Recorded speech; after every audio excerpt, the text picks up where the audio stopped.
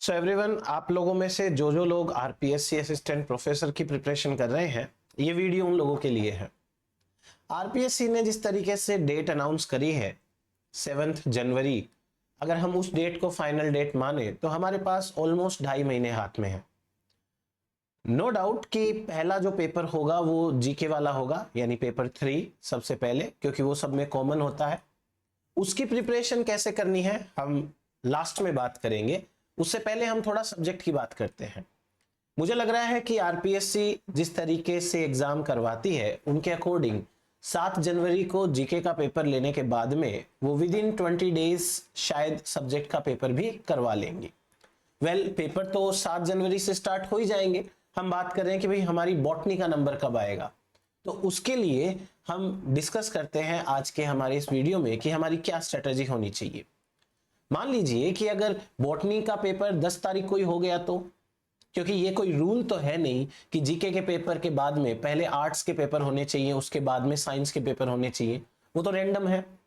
तो हम तो ये मान के चलते हैं कि हमारे पास में 2.5 महीने ही हाथ में है। अगर हम 2.5 महीने की स्ट्रेटेजी की बात करें तो आप लोगों के लिए मैं कुछ सिंपल टिप्स लेके आया हूं। अगर आप इनको फॉलो करते हैं तो डेफिनेटली आपको हेल्प तो मिलेगी। देखिए, सबसे पहले हम एक काम करते हैं, आरपीएससी के सिलेबस को समझते हैं। मैंने इस सिलेबस को थोड़ा रीअरेंज किया है। सिलेबस वही है, कुछ यूनिट्स ऐसी हैं जिनमें से कुछ पॉइंट्स इधर के उधर किए हैं। पेपर 1 के अंदर ऐसा कम है।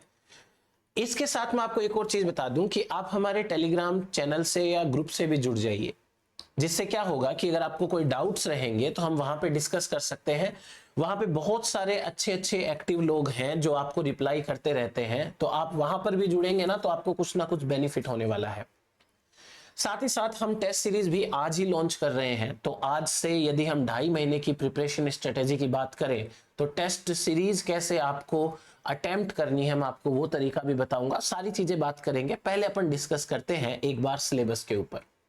पेपर 1 के अंदर जो पहली यूनिट है वो माइक्रोबायोलॉजी की है। ये हमारे सामने सिलेबस है इसका। इसमें मैंने कोई चेंज नहीं किया है, रीअरेंज कुछ नहीं किया है, जैसा है वैसा है। माइक्रोबायोलॉजी के बाद में पैथोलॉजी वाली यूनिट है। पैथोलॉजी के बाद में ये एल्गी की यूनिट है। इसके अंदर सिंपल चीजें हैं सारी। फिर फंजाई, ये ब्रायोटेरिडो, जिम्नोस्पर्म, ये तीनों की तीनों एक ही यूनिट के अंदर एक साथ दी हुई है। देन उसके बाद में टेक्सोनॉमी ऑफ एंजियोस्पर्म, ये वाली एक यूनिट रहेगी इंपॉर्टेंट। मॉर्फोलॉजी एंड एनाटॉमी दोनों एक साथ आती हैं, और एम्ब्रायोलॉजी एंड देन इकोलॉजी, और ये एनवायरमेंटल बायोलॉजी। इसके साथ हमारे पास इकोनॉमिक बॉटनी एक इंपॉर्टेंट टॉपिक रहता है। Most of the time students भी पढ़ना कम पसंद करते हैं, इंटरेस्टिंग भी नहीं है, ज्यादातर चीजें हैं वो रटने वाली सी होती है। तो उसके हिसाब से ये एक यूनिट ऐसी है जिसको आपको पढ़ना पड़ेगा, याद करना पड़ेगा। Then tools and techniques. अब इस यूनिट में रीअरेंजमेंट हुआ है। इसके कुछ टॉपिक ऐसे हैं जो सेकंड पेपर के हैं। उस सेकंड पेपर के टॉपिक्स को उठा करके मैंने सारी टेक्निक्स जो भी है एक साथ यहां पे डाल दी है। आप भी अपनी स्ट्रेटेजीज के अकॉर्डिंग चलें। आधी चीज यहां पढ़ेंगे, आधी चीज वहां पढ़ेंगे, तो उससे थोड़ा सा गड़बड़ हो जाता है। सारी चीजें एक साथ कंबाइन करके हम पढ़ लेंगे।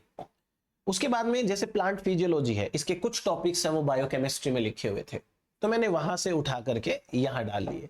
प्लांट फिजियोलॉजी एचएस, देखो यूनिट के नाम दे नहीं रखे हैं, वो तो हमने इनके नाम बना लिए हैं। कुछ टॉपिक ऐसे हैं, रेस्पिरेशन वाला जो यहां दे रखा था वो मैंने बायोकेमिस्ट्री में डाल दिया है, ताकि हमें सिक्वेंशियली सारी चीजें मिल जाए। बायोकेमिस्ट्री के अंदर एंजाइम्स हो गया, और ये रेस्पिरेशन वाला पार्ट है मेन, वो रहेगा। फिर signalling and cell biology. Signalling के भी थोड़े से टॉपिक हैं, ज्यादा नहीं है, और सेल बायोलॉजी भी छोटी सी है वैसे तो।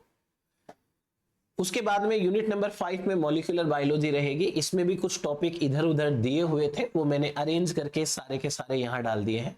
और जेनेटिक्स के भी टॉपिक्स इधर उधर थे, वो भी मैंने इकट्ठा करके एक साथ डाले हैं। प्लांट ब्रीडिंग, ये अलग से यूनिट है। और बायोटेक्नोलॉजी काफी बड़ी यूनिट है। इसमें से टेक्निक्स हटा करके मैंने पहले पेपर की 12th यूनिट में डाल दी है, और वहां से कुछ चीजें हैं वो यहां डाल दी है, तो सफल टाइप का हुआ है। और ये है बायोस्टैटिस्टिक्स। तो हमारे पास में टोटल 21 यूनिट्स है। इन टोटल 21 यूनिट्स की प्रिपरेशन करेंगे, साथ ही साथ हम जीके की प्रिपरेशन करेंगे। तो चलिए अब हम डिस्कस करते हैं कि हमारी एक सिंपल स्ट्रेटेजी क्या होनी चाहिए। मैं ये मान के चल रहा हूं कि भाई हमारे पास में 60 डेज नवंबर एंड दिसंबर के मिला के हैं, 61 60 राउंड फिगर में। आज 24 हुई है, 6 या 7 दिन इस मंथ के हैं, और जनवरी मंथ के 6 या 7 दिन को हम ना काउंट करें तो ज्यादा बेटर है, बट एक बार अगर हम काउंट कर भी लेते हैं तो कुल मिलाकर के हमारे पास में कितने हो गए, 73 के आसपास डेज है।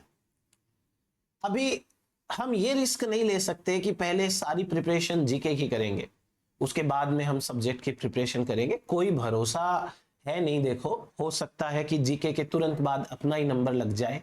आपको सारी चीजें और प्रिपरेशन अपनी एक साथ करनी पड़ेगी। कैसे कर सकते हैं, स्टेप बाय स्टेप बात करते हैं। सबसे पहले मैं बात करता हूं जनरल नॉलेज की। जीके वाला जो पेपर है, पेपर थ्री आपको कैसे पढ़ना चाहिए मेरे हिसाब से, वो मैं आपको बताता हूं। पेपर थ्री की एक खास बात यह रहेगी कि पेपर थ्री में ओनली राजस्थान से रिगार्डिंग चीजें आएंगी। साइंस वालों के लिए तो यह भी बहुत ज्यादा बड़ी बात है, स्पेशली मेरे जैसे लोगों के लिए तो राजस्थान का ही जीके पढ़ना है, उसमें भी हमें तरीके से बात करनी है। सबसे पहले मेरे हिसाब से आपको एक बार राजस्थान की ज्योग्राफी पढ़नी चाहिए। ज्योग्राफी से आपको यह आइडिया लग जाएगा कि कौन सी जगह कहां पड़ती है राजस्थान में, राजस्थान में कौन कौन से डिस्ट्रिक्ट हैं, अभी तो बढ़ा भी दिए हैं तो मे भी उनमें से भी सवाल बनेंगे। कौन सी डिस्ट्रिक्ट है, कहां पड़ती है, कौन सी जगह कहां है, किसी जगह का पुराना नाम क्या था, कहां पर क्या मिलता है। अगर ऐसी चीजें आपके दिमाग में रहेगी तो आपको हिस्ट्री पढ़ते टाइम और पॉलिटिकल पढ़ते टाइम एक थोड़ी हेल्प ये मिल जाएगी कि आप पूरे राजस्थान के लिए फैमिलियर हो जाओगे। आपने सीधा हिस्ट्री से रटना चालू किया तो आपको रटनी पड़ेगी कि भाई कौन सा क्षेत्र कहां पर पड़ता है, मारवाड़ कहां है, ठीक है, ये सारी चीजें आपको रटनी होगी। बेटर है एक बार ज्योग्राफी पढ़े। ज्योग्राफी पढ़ने के लिए एक बुक आती है, मैंने पहले भी रिकमेंड करी है, एक मानचित्रावली करके किताब आती है।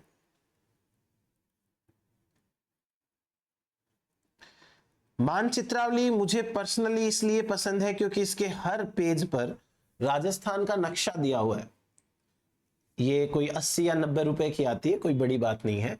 राजस्थान के हर पेज पे राजस्थान का नक्शा दिया हुआ है और हर टॉपिक को उन्होंने नक्शे की हेल्प से एक्सप्लेन किया है। तो ये चीज कई बार हमें बहुत अच्छे से याद रह जाती है। तो मेरा मानना है एक बार आप मानचित्रावली जरूर देखें।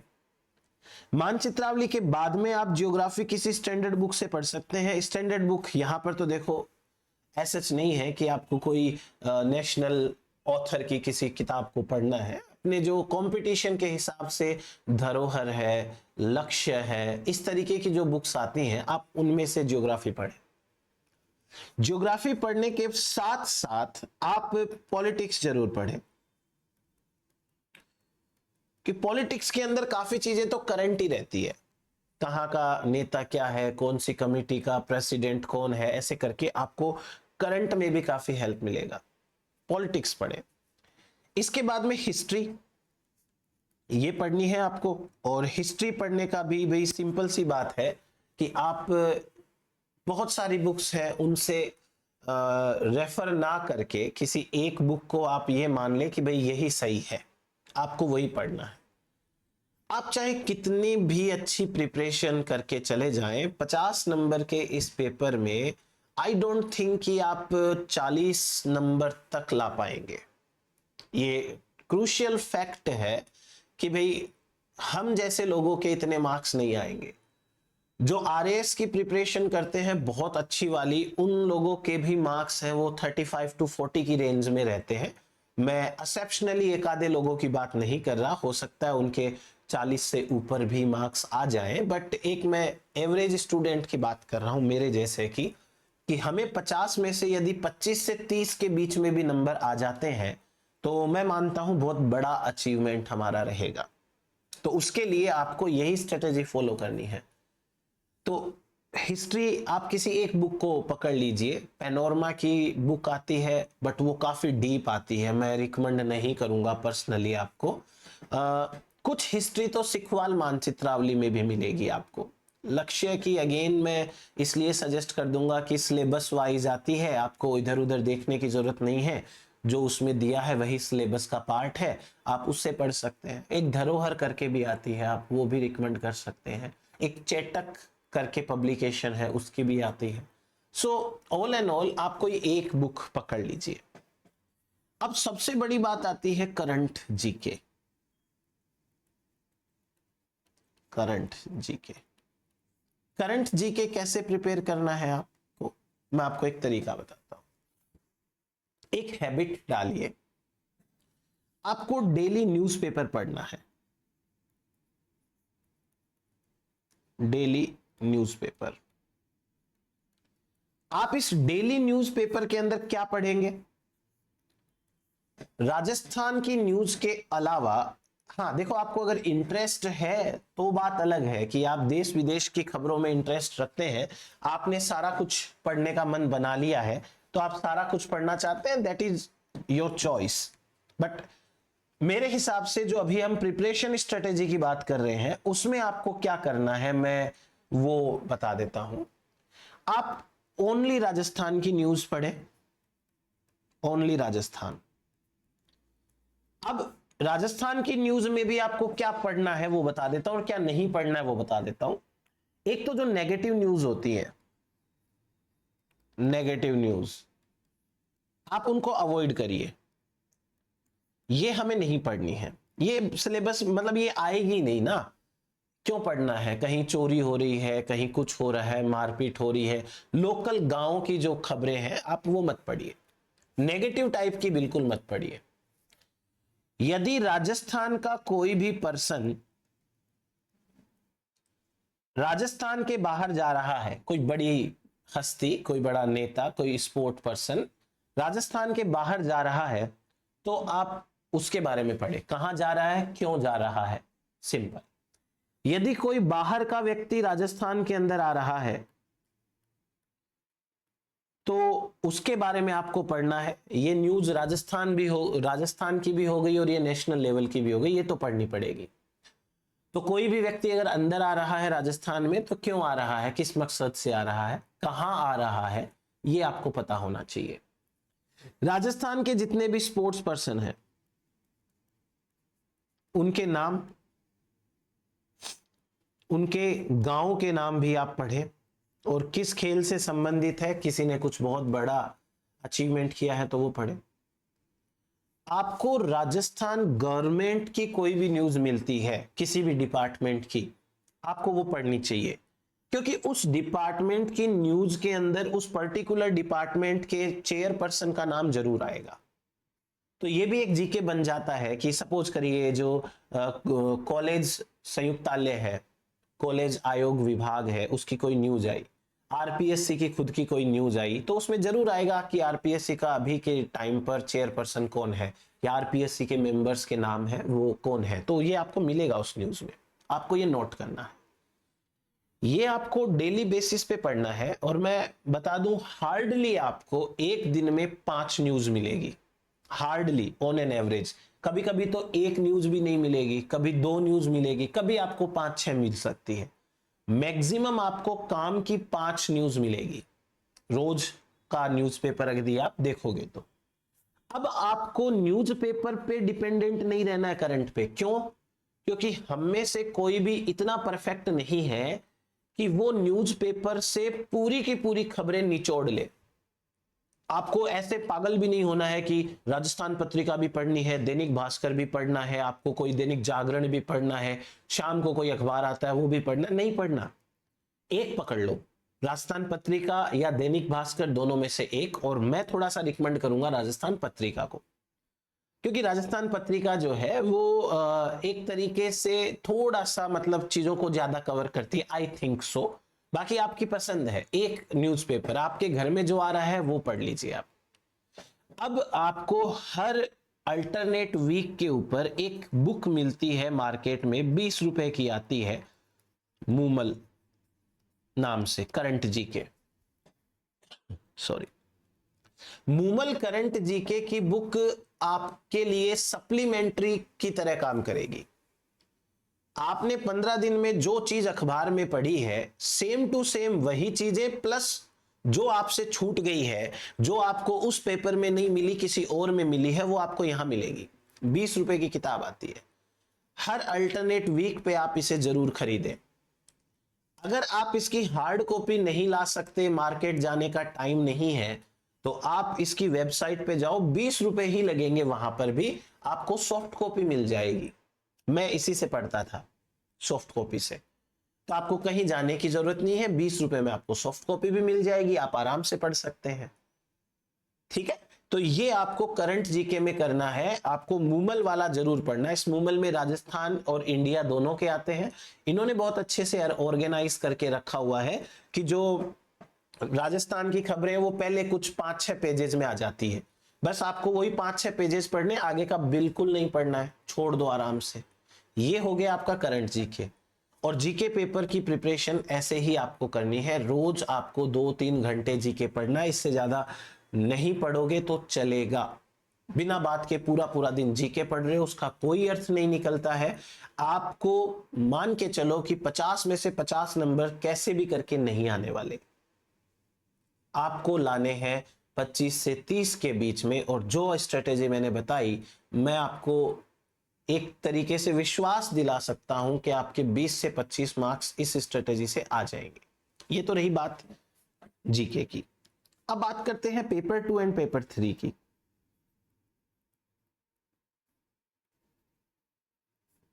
पेपर 2 एंड पेपर 3 का सिलेबस जैसे मैंने अभी डिवाइड करके रखा है पूरा का पूरा, उसी तरीके से काम करना है अपने को पेपर 2 एंड पेपर 3 के अंदर।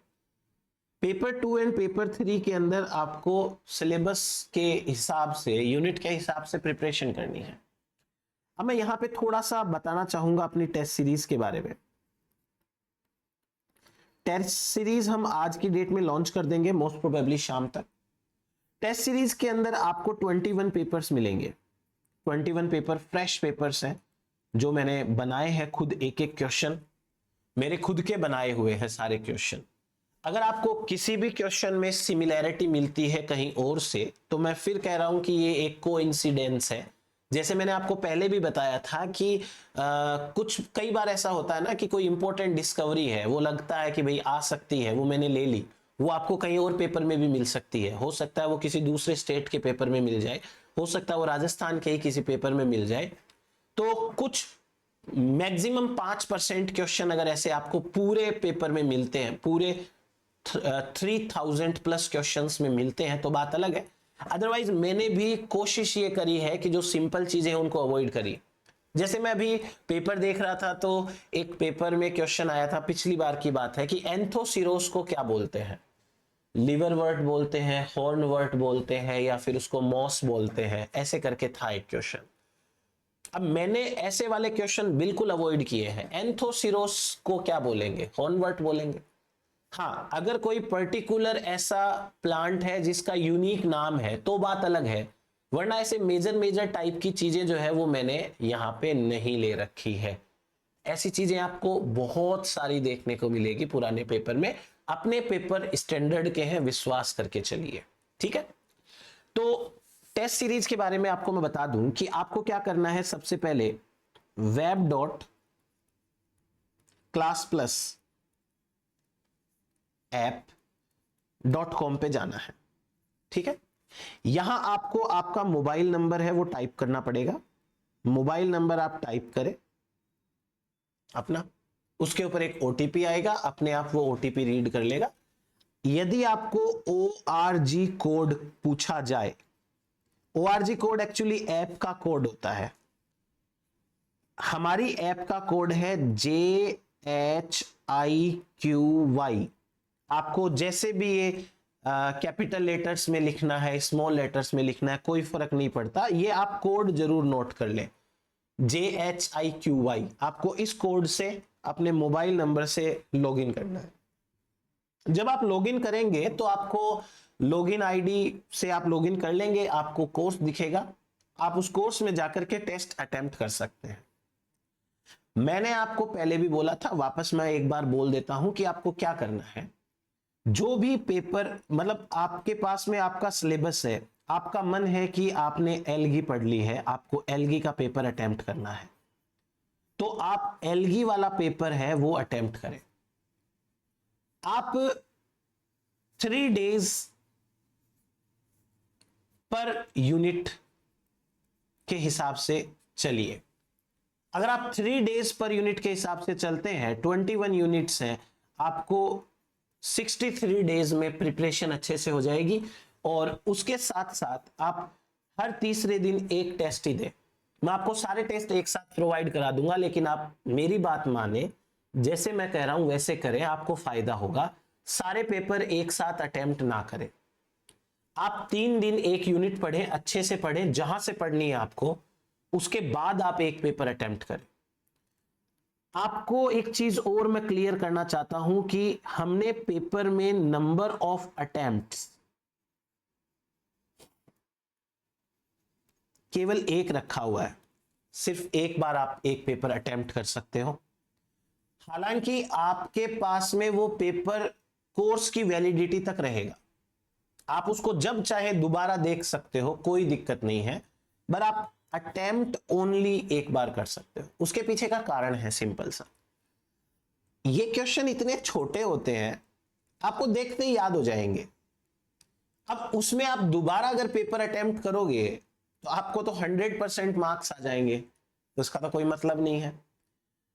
हमने यहां पे 2 मार्क्स पर क्वेश्चन रखा है, और उसमें भी नेगेटिव मार्किंग 0.33 करी, मतलब 1/3 करी है, तो आपको 0.66 नेगेटिव मार्किंग भी रहेगी आपकी। लास्ट में आपको आपका रिजल्ट भी मिलेगा कि किस तरीके से आपने परफॉर्म करी है, कितनी करी है। मैं आपको एक चीज और क्लियर कर देता हूं। देखो, हमने यहां पे सारे क्वेश्चंस के सॉल्यूशन नहीं बनाए। अब जैसे मैंने बताया ना आपको कि कोई डिस्कवरी आ गई, मान लीजिए कि पर्टिकुलर बीटा क्रोमोसोम की डिस्कवरी कौन से साइंटिस्ट ने करी है, अब उसमें क्या एक्सप्लेन करे कोई। आप एकदम से स्कूल गोइंग किड्स भी नहीं है कि आपको हर क्वेश्चन का एक एक्सप्लेनेशन चाहिए होगा। आप अपनी प्रिपरेशन कर रहे हैं, बेटर है कि आप अपनी जो प्रिपरेशन कर रहे हैं उसी में से उनके सॉल्यूशन खुद ढूंढें। हर एक क्वेश्चन का सॉल्यूशन नहीं है, पर आपको अगर मान लो किसी क्वेश्चन में लगे कि हमसे आंसर लगाने में गलती हो गई है, या कोई आंसर उसमें है ही नहीं है, आप मुझसे कभी भी शेयर कर सकते हैं। हमारे टेलीग्राम चैनल को ज्वाइन कर लीजिएगा, टीएनएस कॉन्सेप्ट्स नाम से ही है, बाकी मैं लिंक भी दे दूंगा वीडियो के अंदर। आप वहां पे मुझे मैसेज कर सकते हैं, वहां आपको सॉल्यूशन मिल जाएगा। आप किसी क्वेश्चन को क्रॉस चेक करना चाहते हैं कि भाई सर ये आपने गलत बना दिया है, आपसे ये गलत हो गया है, तो आप इसको क्रॉस चेक करके बताएं, मैं आपको वहां पे डेफिनेटली रेफरेंस दे दूंगा कि भाई देखो ये यहाँ पे लिखा हुआ है। हर एक क्वेश्चन का सॉल्यूशन नहीं है, ना ही इस टेस्ट सीरीज के वीडियो सॉल्यूशंस भी हैं। वही बात है कि क्वेश्चंस तो ऑलमोस्ट सारे टिक लगाने वाले हैं कि टिक लगा लगा के काम कंप्लीट कर दिया, इसलिए उसके वीडियो सॉल्यूशन भी मैंने जानबूझ के नहीं बनाए हैं। आप प्रैक्टिस करते रहें, क्वेश्चंस के आंसर्स याद करते रहें। आपको कहीं भी लगे कि भाई ये क्वेश्चन गलत है, आप मुझसे चैनल के ऊपर, उस ऐप के ऊपर भी मैसेज कर सकते हैं, डाउट पूछ सकते हैं। वहां पर डाउट का ऑप्शन आएगा आपके मोबाइल में, और आप मुझे चाहें तो टेलीग्राम के ऊपर भी पिंग कर सकते हैं। आप व्हाट्सएप नंबर भी है मेरा आपके पास में, तो उस पर भी कर सकते हैं। एक लास्ट इंपॉर्टेंट चीज मैं बता देता हूं कि आप एक टाइम पर अपने मोबाइल फोन या आप अपने लैपटॉप में लॉगिन कर सकते हैं। आपको एक बार में एक डिवाइस पे लॉगिन करना है। सोच समझकर आप अपने 2 डिवाइस सेलेक्ट कर लीजिए, जैसे एक आपका फोन हो गया, एक आपका लैपटॉप हो गया। यदि आप फोन में ऐप चलाएंगे वो तो आपको प्ले स्टोर से डाउनलोड करनी पड़ेगी, तो फोन में यदि आप ऐप चला रहे हैं तो आपका फोन में लॉगिन रहेगा, आपकी लैपटॉप से लॉग आउट हो जाएगा। आप ऐप के अंदर उसमें लैपटॉप में लॉगिन करते हो तो मोबाइल फोन से आपका जो है वो लॉग आउट हो जाएगा। देखिए, ये ऐप मेरी नहीं, आपको पता है क्लास प्लस की ऐप है, और उनकी जो भी पॉलिसीज है उन्हीं के अकॉर्डिंग हमको चलना पड़ेगा। यदि आप अपना आईडी अपने फ्रेंड को या किसी को भी देते हो, या आप अपने ही घर में किसी तीसरी डिवाइस से लॉगिन करते हो, तो आपके सारे के सारे डिवाइसेस लॉक हो जाएंगे। इन दैट केस आपको मुझे कांटेक्ट करना पड़ेगा, मैं अपने एंड से उसको सही कर सकता हूं। बट मोस्ट प्रोबेबली आप ये कोशिश करें कि आप अपना एक लैपटॉप और एक मोबाइल सेलेक्ट कर लीजिए, टेस्ट आप लैपटॉप पे दें, मेरा आपको यही एडवाइस है, क्योंकि आपको बिल्कुल एक्सपीरियंस मिलेगा जैसे ऑनलाइन पेपर होते वैसे। हावेवर इसका कोई वो तो है नहीं कि भाई हार्ड कॉपी में मिलेगा आपको पेपर, है ना, ऑनलाइन तो पेपर लगेगा नहीं ये, तो आप एक एक्सपीरियंस के लिए ऑनलाइन दे दीजिए, बस ये इतना आपको करना है। तो चलिए अपन मिलते हैं बहुत जल्दी, और आप इस स्ट्रेटेजी को जरूर सुने ध्यान से। Thank you.